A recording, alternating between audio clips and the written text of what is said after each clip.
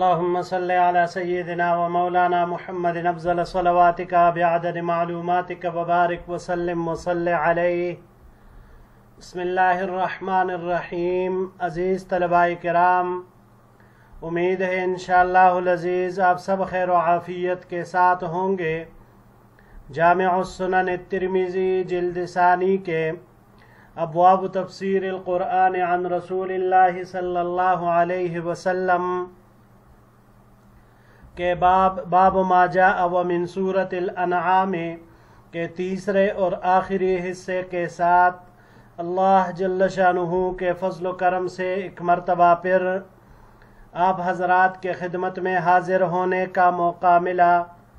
بحمد اللہ تعالی. عزیز طلباء کرام، آج ہمارا سبق نمبر 360 ہے، تو بڑھتے ہیں اپنے سبق کی طرف.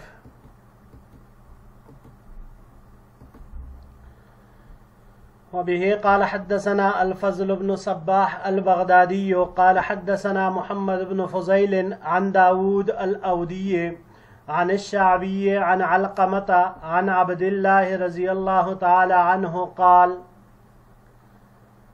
ہمیں روایت کی فضل بن صباح البغدادی نے، فضل بن صباح نے روایت کی محمد بن فضیل سے، محمد بن فضیل نے روایت کی داود الأودی سے، داود الأودی نے روایت کی شعبی سے، شعبی نے روایت کی علقمہ سے، اور علقمہ نے روایت کی حضرت عبداللہ ابن مسعود رضی اللہ تعالی عنہ سے. قال کہ حضرت عبداللہ ابن مسعود رضی اللہ تعالی عنہ نے فرمایا: من سرہ ان ينظر الى الصحیفۃ التي علیہا خاتم محمد صلی اللہ علیہ وسلم فلیقرأ هؤلاء الآیات.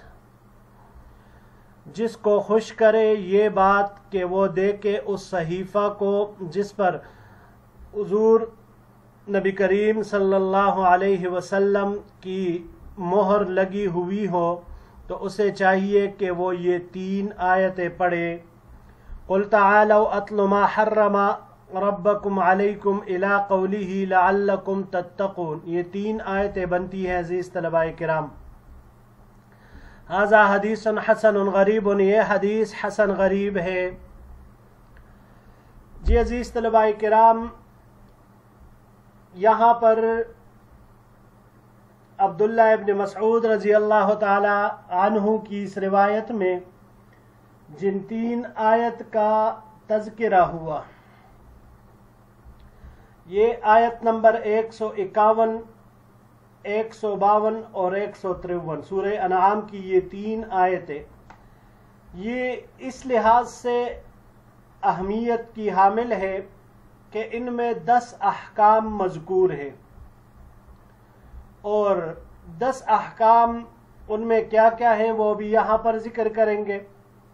روایت میں حضرت عبداللہ ابن مسعود رضی اللہ تعالی عنہ نے فرمایا کہ جس کو خوش کرے یہ بات کہ دیکھے وہ اس صحیفے کو جس پر حضرت محمد صلی اللہ علیہ وسلم کی مہر لگی ہوئی ہے.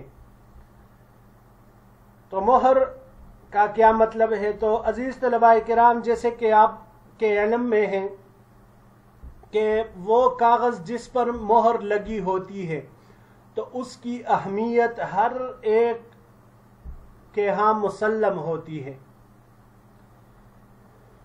تو عبداللہ ابن مسعود رضی اللہ تعالی عنہ کا اس کو اس انداز سے تعبیر دینا، مقصود اس سے ان آیات پاک کی اہمیت ظاہر کرنا ہے. اب ان آیات کریمہ میں، ان 3 آیتوں میں جو 10 احکام نازل ہوئے ہیں عزیز طلباء کرام، وہ کون کون سے ہیں؟ تو سب سے پہلے اس میں سے اللہ کے ساتھ کسی بھی چیز میں عبادت اطاعت اور کسی بھی معاملے میں کسی کو شریک نہ ٹھہرانا، یہ سب سے پہلا ہے. دوسرا حکم اس میں والدین کے ساتھ حسن سلوک کرنا ہے. تیسرے نمبر پر اس میں فقر کی وجہ سے اولاد کو قتل نہ کرنا ہے. چوتھے نمبر پر جو حکم نازل ہوا ہے تو بے حیائی کے کاموں سے دور رہنا ہے. یعنی نہ اس کو علانیہ طور پر کرنا اور نہ خفیہ طور پر مکمل طور سے کنارہ کشی اس سے اختیار کرنا۔ 5ویں نمبر پر کسی کو ناحق قتل نہ کرنا۔ 6 نمبر پر یتیم کا مال ناحق طور پر کھانا۔ اور 7واں حکم یہ ہے کہ ناپ تول میں کمی نہ کرنا۔ 8واں حکم اس بارے میں یہ ہے کہ انصاف کی بات کہنا، عدل اور انصاف کی بات کہنا، اگرچہ وہ اپنے رشتہ دار عزیز کے خلاف کیوں نہ ہو، لیکن حق بات کہنی چاہیے۔ 9واں حکم اللہ جل شانہ کے عہد کو پورا کرنا۔ اور 10واں حکم صراط مستقیم کو اپنانا، دوسروں کے راہ پر نہیں چلنا، دوسروں کے نقش قدم پر غلط راستوں پر سفر نہیں کرنا۔ تو یہ 10 احکام ہیں عزیز طلباء کرام جو یہاں پر نازل ہوئے ہیں۔ اسی طرح سورہ بنی اسرائیل میں بھی تقریباً اسی طرح کے 12 احکام اللہ جل شانہ نے نازل فرمائے ہیں جو اپنی جگہ پر انشاءاللہ العزیز آئیں گے۔ بڑھتے ہیں جی اگلی روایت کی طرف۔ وبه قال حدثنا سفيان بن وكيع قال حدثنا أبي عن ابن أبي ليلى عن عطية عن أبي سعيد عن النبي صلى الله عليه وسلم في قول الله تعالى أو يأتي بعض آيات ربك۔ ہمیں روایت کی سفیان بن وکیع نے، انہوں نے روایت کی اپنے والد سے، انہوں نے ابن ابو لیلہ سے، انہوں نے عطیہ سے، انہوں نے ابو سعید سے، انہوں نے حضور نبی کریم صلی اللہ علیہ وسلم سے اللہ جل شانہ کے اس فرمان کی تفسیر میں او یأتی بعض آیات ربک قال، تو آپ علیہ السلام نے ارشاد فرمایا طلوع الشمس من مغربها، کہ اس سے مراد سورج کا مغرب سے طلوع ہونا ہے۔ ھذا حدیث غریب، یہ حدیث غریب ہے۔ وروا بعضهم ولم يرفعه، بعض حضرات نے اس کو روایت کیا ہے لیکن موقوف اور مرفوع نہیں کیا۔ وبه قال حدثنا عبد بن حميد قال حدثنا يعلى ابن عبيد عن فضيل بن عزوان عن أبي حازم عن أبي هريرة عن النبي صلى الله عليه وسلم قال، ہمیں روایت کی عبد بن حمید نے، انہوں نے روایت کی یعلا ابن عبید سے، انہوں نے فضیل ابن عزوان سے، انہوں نے ابو حازم سے، انہوں نے حضرت ابو ہریرہ رضی اللہ تعالی عنہ سے، انہوں نے حضور نبی کریم صلی اللہ علیہ وسلم سے قالا، کہ انہوں نے ارشاد فرمایا ثلاث اذا خرجنا لم ينفع نفسا ایمانها لم تکن آمنت من قبل۔ حضور نبی کریم صلی اللہ علیہ وسلم نے ارشاد فرمایا کہ 3 چیزیں ہیں جب وہ نکلیں گی تو کسی ایسے شخص کا ایمان اس کے کام نہیں آئے گا جو پہلے سے ایمان نہیں لایا۔ الدجال والدابۃ وطلوع الشمس من مغربها او من المغرب، پہلا اس میں سے دجال، دوسرے نمبر پر دابۃ الارض ہے، اور تیسرا سورج کا مغرب سے طلوع ہونا، مغرب سے نکلنا۔ جب یہ 3 علامات ظاہر ہو جائے گی تو پھر اس کے بعد ایمان لانا یہ کسی کو کچھ بھی نفع نہیں دے گی، یعنی بالفاظ دیگر پھر اس کے بعد ایمان معتبر نہیں ہوگا۔ ھذا حدیث حسن صحیح، یہ حدیث حسن صحیح ہے۔ جی عزیز طلباء کرام، چونکہ سورہ انعام کا زیادہ حصہ مشرکین عرب کے عقائد اور اعمال کی اصلاح میں، ان کے شکوک اور شبہات کے جوابات میں نازل ہوا ہے، تو آخر میں جو ایک آیت کریمہ ہے 158 نمبر، هل ينظرون الا ان تأتيهم الملائكة او يأتي ربك او يأتي بعض آیات ربك، کہ نہیں کرتے یہ انتظار مگر اس کا کہ ان کے پاس فرشتے آئے، یا ان کے پاس آپ کا رب آئے، یا آپ کے رب کی کوئی بڑی نشانی آئے۔ تو وہ بڑی نشانی کیا ہے؟ تو آپ علیہ السلام نے پہلی روایت میں اس کی تفسیر کر دی، یعنی سورج مغرب سے نکل آئے۔ پہلی حدیث مبارک کے اعتبار سے آپ علیہ السلام نے اس کی یہی تفسیر فرما دی۔ پھر آگے آیت کریمہ میں یوم یأتی بعض آیات ربک لا ينفع نفسا ایمانها، लम तकुन आमनत मिन क़ब्ल औ कसबत फ़ी ऐमानिहा खैरा।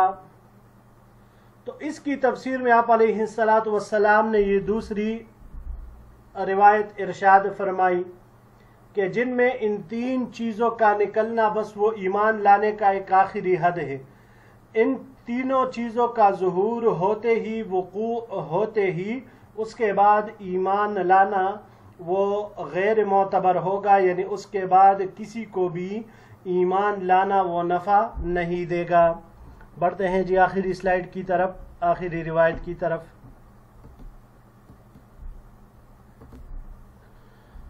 वबिही क़ाल हद्दसना इब्नु अबी उमर क़ाल हद्दसना सुफ़यान अन अबी ज़िनाद अन अल-आरज अन अबी हुरैरा रज़ियल्लाहु तआला अन्हु अन्न रसूलल्लाह सल्लल्लाहु अलैहि वसल्लम क़ाल। हमें रिवायत की इब्न अबू उमर ने, उन्होंने रिवायत की सुफ़यान से, उन्होंने अबू ज़िनाद से, उन्होंने आरज से, उन्होंने हज़रत अबू हुरैरा रज़ियल्लाहु तआला अन्हु से कि हुज़ूर नबी करीम सल्लल्लाहु अलैहि वसल्लम ने इरशाद फरमाया, क़ाल अल्लाहु तबारक व तआला व क़ौलुहु अल-हक़्क़ इज़ा हम्म अब्दी बिहसनतिन फ़क्तुबूहा लहू हसनतन फ़इन अमिलहा फ़क्तुबूहा लहू बिअशरि अमसालिहा। कि अल्लाह जल्ल शानुहु ने फरमाया और उसका इरशाद बरहक है कि जब मेरा बंदा नेकी का इरादा करे तो उसके लिए एक नेकी लिखो, एक फरिश्तों, फिर अगर वो उस नेकी को करे तो उसके लिए 10 गुना उसका सवाब लिखो। व इज़ा हम्म बिसय्यतिन फ़ला तक्तुबूहा फ़इन अमिलहा फ़क्तुबूहा बिमिस्लिहा फ़इन तरकहा व रुब्बमा क़ाल फ़इन लम यअमल बिहा फ़क्तुबूहा लहू हसनतन। और अगर वो किसी बुराई का इरादा करे, किसी गुनाह का इरादा करे तो फौरन उसके लिए न लिखो। बस अगर उसने वो अमल कर दिया, यानी वो बुरा अमल कर गुजरा, तो फिर उसके लिए एक गुनाह ही लिखना। लेकिन अगर वो छोड़ दे, वरुब्बमा क़ाल, और रावी का शक है कि या आप सल्लम ऐसे ही फरमाते, फ़इन लम यअमल बिहा फ़क्तुबूहा लहू हसनतन, या अगर वो इसको न करे तो उसके लिए इसके बदले में एक नेकी लिखो। सुम्मा क़रअ, फिर आप अलैहिस्सलातु वस्सलाम ने ये आयत करीमा तिलावत फरमाई, मन जाअ बिल हसनति फलहू अशरु अमसालिहा हाज़ा हदीसुन हसनुन सहीहुन। ये हदीस हसन सही है। जी अजीज़ तलबाए किराम, सूरत माइदा की आयत नंबर 160, मन जाअ बिल हसनति फलहू अशरु अमसालिहा, जो शख्स कोई नेकी लाया तो इसके लिए उसका 10 गुना है, 10 गुना उसको अजर, उसका सवाब मिलेगा। वमन जाअ बिस्सय्यअति फला युजज़ा इल्ला मिस्लुहा वहुम ला युज़लमून। वमन जाअ बिस्सय्यअति, और जो कोई बुराई लाया, फला युजज़ा इल्ला मिस्लहा, तो वो नहीं दिया जाएगा मगर उसके बराबर, यानी सज़ा उसको नहीं दी जाएगी मगर उसी के बकदर एक गुना, तो उसी एक के बकदर ही उसको सज़ा दी जाएगी। वहुम ला युज़लमून, और वो लोग जुल्म नहीं किए जाएंगे, यानी उन लोगों के ऊपर किसी किस्म का कोई जुल्म नहीं होगा, जितना उन्होंने किया होगा उसी के बकदर उनको मिलेगा। अब अजीज़ तलबाए किराम, इस रिवायत को अगर हम देख ले, इस आयत करीमा को देख ले, तो अल्लाह जल्ल शानुहु का फजल जाहिर होता है कि कितने बड़े फजल वाले हैं। नेकी का अजर बढ़ा देते हैं, उसके इरादे के साथ ही लिख देते हैं, चाहे नेकी ना भी करे एक अजर उसके लिए लिख लिया जाता है। फिर अगर कर गुजरे तो 10 गुना उसका सवाब लिख दिया जाता है, इसके लिए मुकर्रर हो जाता है। लेकिन गुनाह, तो गुनाह का मामला बिल्कुल उलट है, इरादा करने पर फौरन फरिश्ते नहीं लिखेंगे, बल्कि अगर ही उसको कर गुजरा, उस अमल को, उस बुराई को, उस गुनाह को माअज़ल्लाह, तो फरिश्ते उसके लिए वही एक गुनाह ही लिखेंगे। लेकिन इसमें ये भी है कि अगर वो इंसान अल्लाह के डर से वो गुनाह छोड़ दे, उससे बाज आ जाए, तो उसके लिए उस गुनाह के छोड़ने की वजह से एक नेकी लिखी जाती है। गुनाह कोई नहीं लिखा जाता, लेकिन न कर सकने की वजह से या अल्लाह जल्ल शानुहु से डरने की वजह से उसने उस गुनाह को तर्क किया, उसको छोड़ दिया, تو بھی فرشتے اس کے لیے اس گناہ کے چھوڑنے کو ایک نیکی کی صورت میں لکھ دیتے ہیں۔ جی عزیز طلباء کرام، یہیں تک ہمارا آج کا سبق تھا۔ انشاءاللہ العزیز زندگی رہی تو اگلے درس میں سورۃ الاعراف کے ساتھ آپ کی خدمت میں حاضر ہوں گے۔ السلام علیکم ورحمۃ اللہ وبرکاتہ۔